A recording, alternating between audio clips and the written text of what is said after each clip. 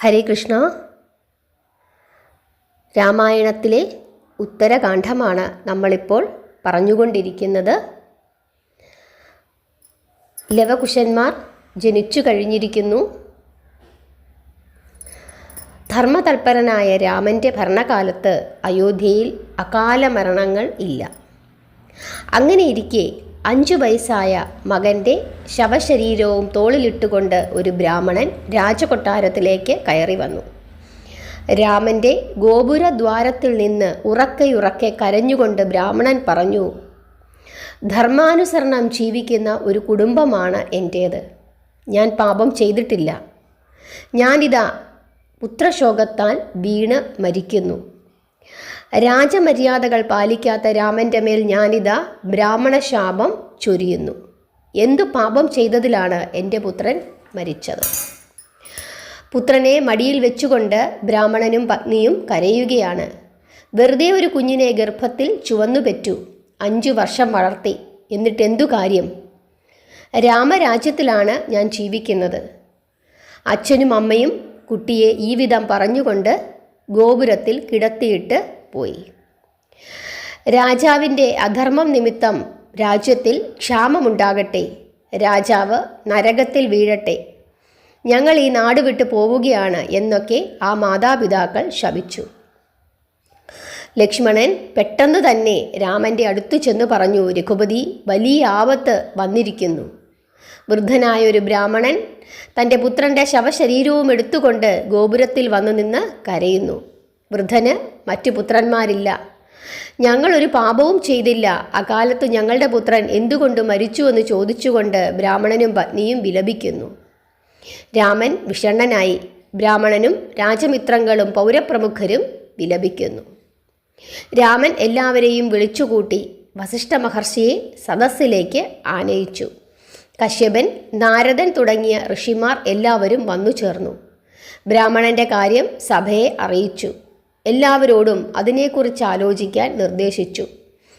സദസ്സിലുള്ള പണ്ഡിതന്മാർ വിപത്തിൻ്റെ കാരണമെന്തെന്ന് ആലോചിച്ചു.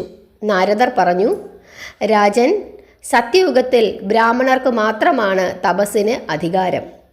ത്രേതായുഗത്തിൽ ക്ഷത്രിയനും, ദ്വാപരയുഗത്തിൽ വൈശ്യനും, കലിയുഗത്തിൽ ശൂദ്രനും തപസ്സിന് അധികാരം ലഭിക്കും. തപസ്സിനെ സംബന്ധിച്ച് ഈ നീതിക്ക് വിരുദ്ധമായി ശൂദ്രൻ ഇന്ന് തപസ് ചെയ്യുന്നു. ഇതാണ് ഈ വിപത്തിനെല്ലാം കാരണം. രാമ, അങ്ങയുടെ ദോഷം കൊണ്ടല്ല ബ്രാഹ്മണ ശിശു മരിച്ചത്. എവിടെയോ ശൂദ്രൻ തപസ് ചെയ്യുന്നുണ്ട്. രാമൻ ഈ വിധം കേട്ട് ലക്ഷ്മണനെ സഭയിലേക്ക് വിളിച്ചു. സഭയിലെ ആലോചനകൾ നടത്തിക്കൊണ്ടിരുന്ന രാമൻ അനുജനോട് പറഞ്ഞു, ലക്ഷ്മണ, ഞാൻ വരുന്നതുവരെ സഭയിലെ ആലോചനകൾ തുടരുക. അതുവരെ ബ്രാഹ്മണ ശിശുവിൻ്റെ മാതാപിതാക്കളും ഇവിടെ തന്നെ നിൽക്കട്ടെ. ശവശരീരം നാരായണ തൈലത്തിലിട്ട് ഒരു കാരണവശാലും കേടുവരുത്താതെ സൂക്ഷിക്കുക. ലക്ഷ്മണന് ഈ വിധം കൽപ്പന കൊടുത്തിട്ട് രാമൻ രഥത്തിൽ കയറി പുറപ്പെട്ടു. പടിഞ്ഞാറുള്ള ദേശങ്ങളും വടക്കുള്ള ദേശങ്ങളും കിഴക്കുള്ള ദേശങ്ങളും തെക്കുദേശങ്ങളും അന്വേഷിച്ചു.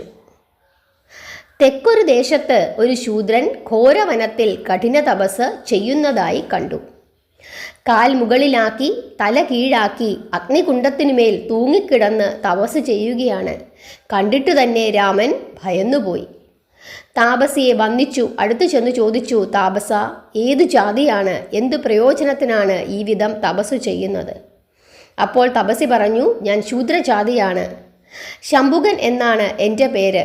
തപസ്സു ചെയ്യുന്നത് വൈകുണ്ഠ നഗരത്തിലേക്ക് പോകാൻ വേണ്ടിയിട്ടാണ്.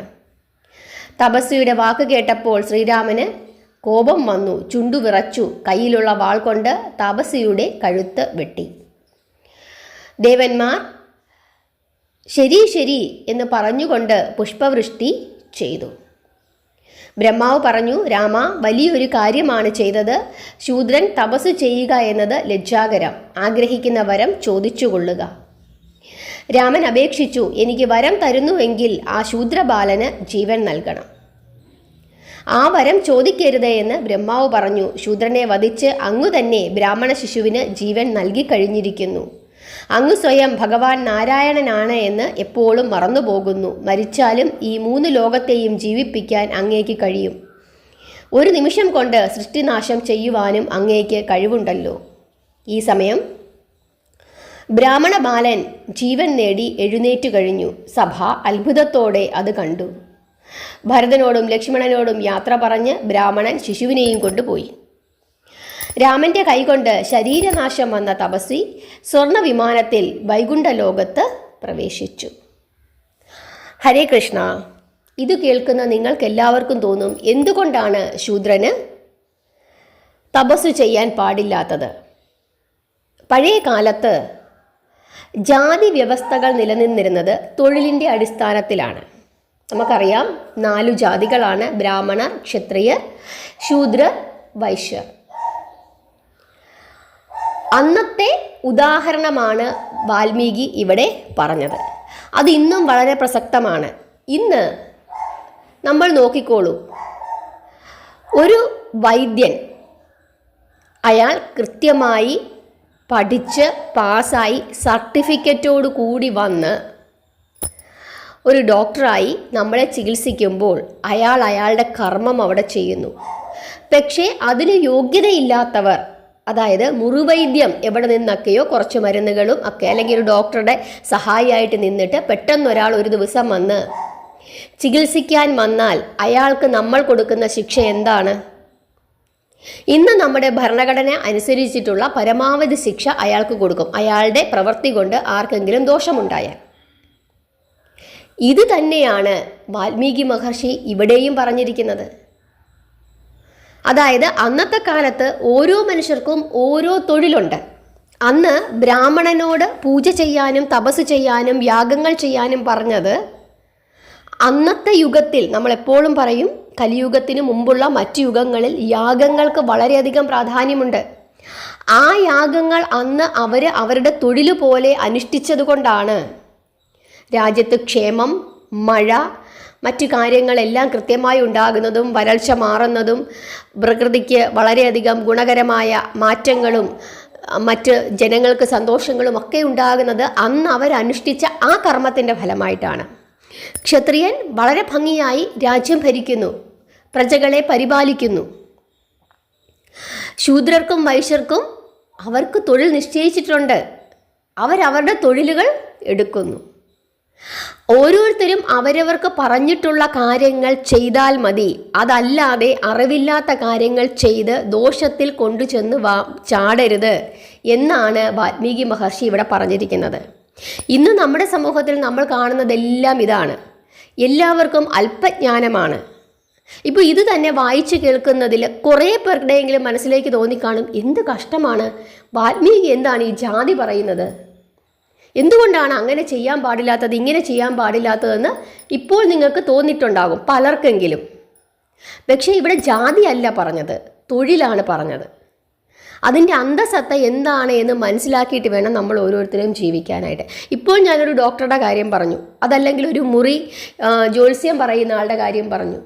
അതിൽ മറ്റു പല കാര്യങ്ങളും നമ്മളോട് തെറ്റായി കുറച്ചൊക്കെ അവിടെ ഇവിടെ അറിഞ്ഞിട്ട് തെറ്റായ മാർഗത്തിലൂടെ നമ്മളെ നയിച്ചിട്ട് നമ്മളെ ആപത്തിൽ കൊണ്ടുവന്ന് ചാടിക്കുന്ന ഒരുപാട് ഉദാഹരണങ്ങൾ നമ്മുടെ സമൂഹത്തിൽ നടക്കുന്നുണ്ട്. നമ്മൾ അവരെയൊക്കെ കണ്ടുപിടിച്ച് ശിക്ഷിക്കാറുമുണ്ട്. ഈ തൊഴിൽ ഇവിടെ ഇന്ന് നമുക്ക് തൊഴിലനുസരിച്ചിട്ടാണ് നമ്മുടെ സമൂഹത്തിലെ ജനങ്ങളെ നമ്മൾ എന്ത് ചെയ്യുന്നത്, വേർതിരിക്കുന്നത്. കുറച്ച് പേര് അഭിഭാഷകനാവാം, കുറച്ച് പേര് ഡോക്ടർമാരാകാം, കുറച്ച് പേര് ഗവൺമെൻറ് ഉദ്യോഗസ്ഥരാകാം, അധ്യാപകരാകാം, അതല്ല സാധാരണ തൊഴിലെടുക്കുന്ന ആളുകളാകാം. അവരൊക്കെ അവരുടെ തൊഴിലുകൾ കൃത്യമായി ചെയ്താൽ സമൂഹത്തിന് ഗുണം. അന്ന് ഈ ജാതി വ്യവസ്ഥിതി പറഞ്ഞിരുന്നത് എന്താണ്? തൊഴിലാണ്. തൊഴിലിൻ്റെ അടിസ്ഥാനത്തിലാണ് അന്ന് ജനങ്ങളെ ഈ രീതിയിലേക്ക് മാറ്റി ഓരോ സെക്ഷനാക്കി മാറ്റി വെച്ചിരുന്നത്. ഇന്നും അത് തന്നെയാണ്, ഓരോ സെക്ഷനായിട്ട് മനുഷ്യനെ തിരിച്ചു വെച്ചിരിക്കുകയാണ്. ഒരു ഉദാഹരണത്തിന് ഒരു അധ്യാപകൻ ലാബിൽ തവളയെ കീറാനും പാറ്റയെ കീറാനും ഒക്കെ പഠിപ്പിക്കുന്നുണ്ട്. അതൊരു തരത്തിൽ ഒരു ജീവനുള്ള ഒരു ജീവിയെ കീറി മുറിച്ച് അതിൻ്റെ ആന്തരിക അവയവങ്ങൾ കാണിച്ചു കൊടുത്ത് പഠിപ്പിക്കുന്ന ഒരു അധ്യാപകനാണെന്ന് കരുതുക.